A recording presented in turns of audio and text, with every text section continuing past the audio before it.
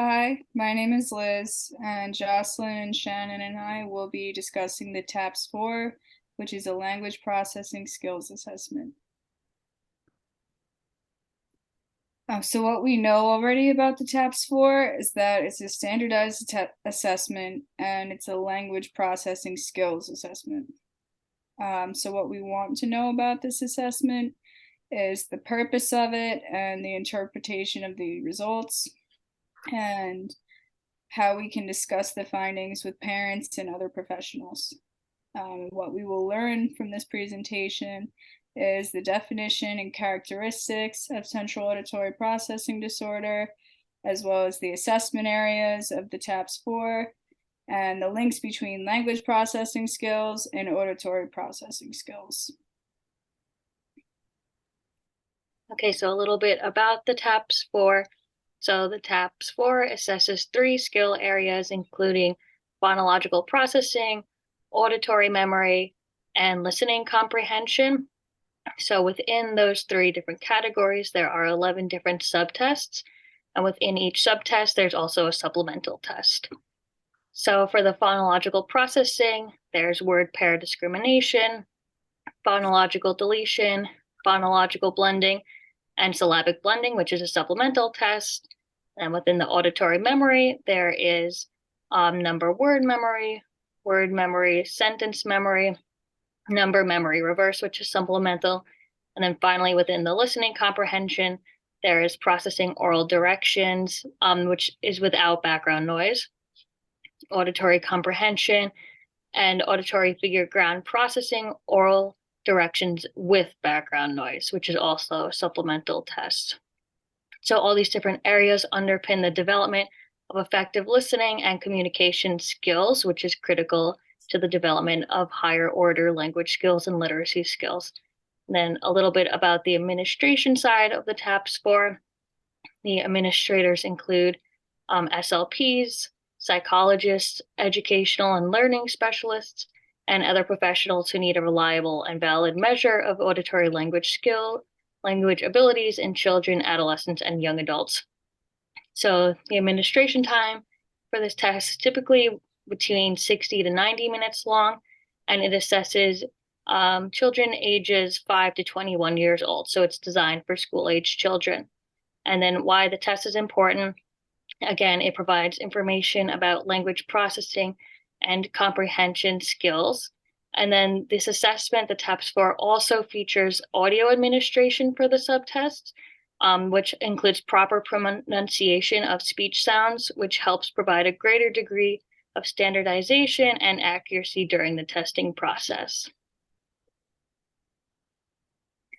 So with the TAPS 4, the scoring, measuring, and analysis, due to the different indexes that Shannon just went over, every subtest has a different type of scoring, but it's always either going to be 0, 1, or 2 for the raw score. So as you can see down at the bottom here, this is one of the subtests. If the child gets it completely correct, they get a 2. If they get it partially correct, it's a 1. And if they don't get it correct at all, it's a 0. Some of the subtests just have a 0 or a 1, either they got it right or not. But what they do is the administrator adds up all the raw scores from each item from all the subtests. They convert the raw score to the scaled score to the standard scores, which they have all the tables and indexes within the manual. And this assessment is also norm referenced as well as standardized. So what that means is the individual being tested, their scores go against or are measured comparatively to other people, depending on their age, that are usually neurotypical, and they go against this bell curve. So for example, a scaled score, for this test, the values range from 1 to 19, and the mean or median is a score of 10. The standard deviation is a 3. So if the individual scores a 10, they're right in the middle, and that means that the individual's performance is better than that of 50% of all the other individuals in their same age range within the norming sample. and so on and so forth. If they go down 1 standard deviation, 2 or 3, usually depending on the administrator and where the administrator works, if it's a school, private practice, whatnot, usually under 1 standard deviation or more below the mean means that the individual would probably qualify for services based on how they scored in each specific subtest. Now, because there's different indexes, the index scores are the overall sum of all of the scaled scores. So it's just another way to break down how the individual performed, not just from each subtest, but from the index in general. So whether that index is auditory memory, listening comprehension, or phonological processing. So it gives us a full comprehensive understanding of how the individual performed. So what exactly is central auditory processing disorder? Central auditory processing disorder is also used with the same terminology as just auditory processing disorder. I'm just going to show a short little clip just to explain it. Results from deficits in the brain pathways responsible, or APD, results from deficits in the brain pathways responsible for processing sound. There is no hearing loss or any problems with the ear itself. In a normal individual, if the statement, "the boy jumps the fence," is verbalized, the auditory cortex of the brain correctly processes the sound and the person comprehends the statement, "the boy jumps the fence." However, with CAPD, something prevents the accurate processing of the verbal statement made even though the ear properly hears the sound. The boy jumps the fence. The boy jumps the fence. The boy jumps the fence.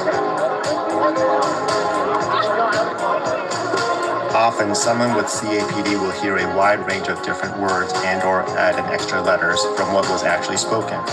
With such alterations, it changes the entire meaning and understanding of the spoken sentence. If CAPD is not recognized in an individual and addressed, processing delays will undermine the natural development of learning and reading.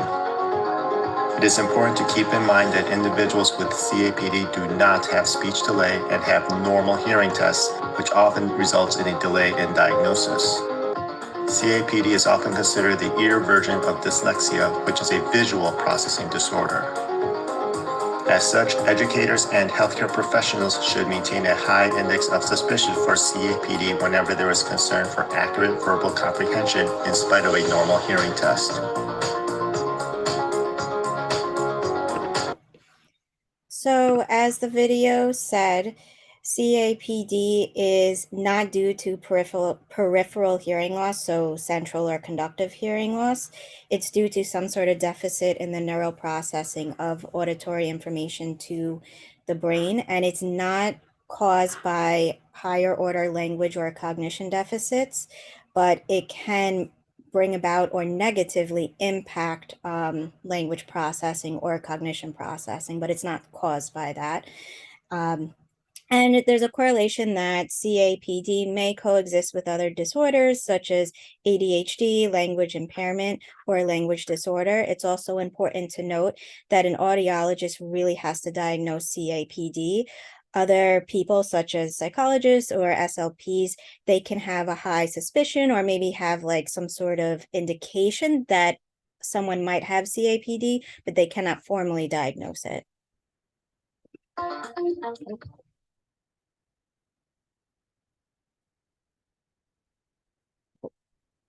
The purpose of the TAPS-4. So this is meant to assess language processing skills. It does not diagnose a central auditory processing disorder. So although originally the TAPS assessment stood for test of auditory processing skills, it was later changed to test of language processing skills. So the manual will go into this in further detail, and I will explain that in a moment. The TAPS-4 measures 2 narrow abilities in auditory processing, which are phonetic coding and resistance to auditory stimulus distortion. So auditory processing includes a wide variety of skills.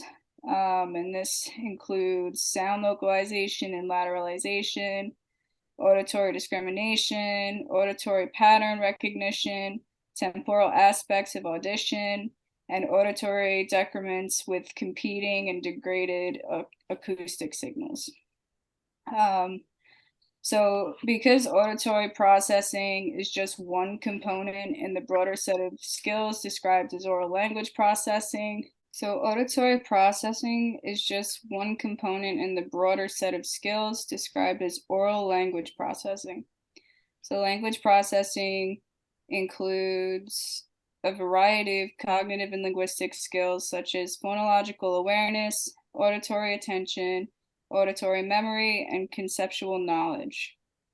So because auditory processing is considered to be a part of oral language processing, we've now come to the conclusion that the TAPS is a measure of language processing skills more than it is a measure of auditory processing skills. So it's important to note that when you're communicating with other professionals, clients, and families. It's important to clarify that while the TAPS does measure two aspects of auditory processing, it is not a comprehensive assessment of auditory processing skills. Okay, so evidence-based support. So I'm going to focus on the article on the left side, which is titled Phonological Awareness, Explicit Instruction for Young, Deaf, and Hard of Hearing Children. So I decided to focus on phonological awareness with deaf and hard of hearing children, since the TAPS score does focus on phonological awareness. And since many deaf and hard of hearing children with functional hearing are not developing age-appropriate phonological skills. So this study investigated the development of phonological awareness in 5 deaf and hard of hearing children. And they all either wore hearing aids or had cochlear implants. So the study focused on the effects of explicit instruction on the acquisition of phonological awareness skills by, again, the children with functional hearing. So the areas measured included syllable segmentation, initial phoneme isolation, and rhyme recognition.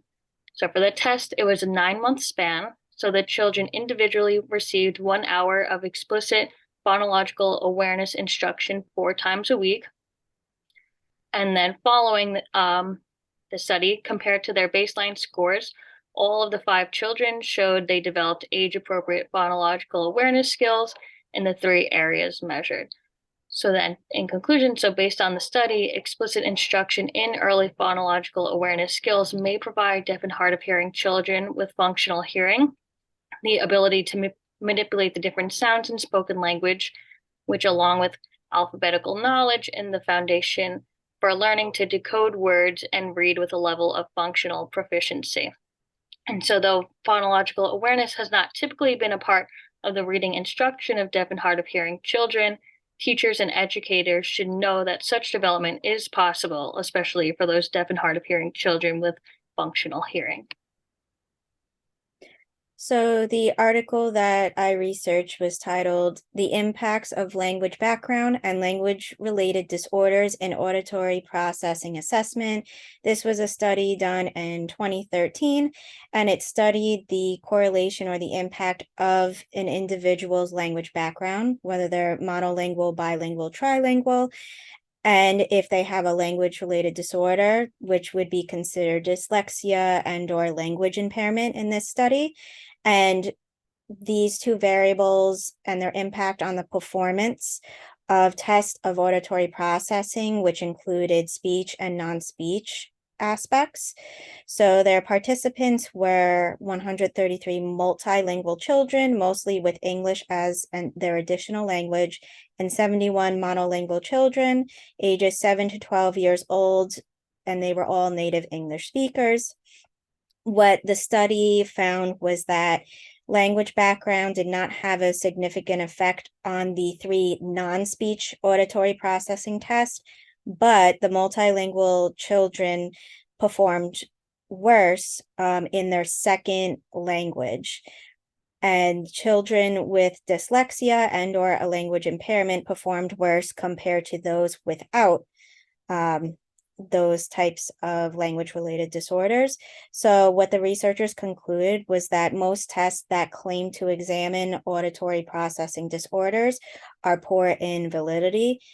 Due to this study, which showed that the different variables of having a different language background or a language-related disorder is more so you cannot claim that these individuals that took these test or assessment have a central auditory processing disorder. More so, it could have just been a language difference that impacted their performance or their language related disorder. So pretty much what we were going back to in that an audiologist really needs to confirm and diagnose central auditory processing disorder. And it's important to note that different variables from different individuals as future SLPs, we have to look at them holistically and make sure that different variables can impact and not be quick to diagnose if someone were to maybe have an indication of a central auditory processing disorder. That's it for our presentation. If you have any questions, please let us know. Thank you.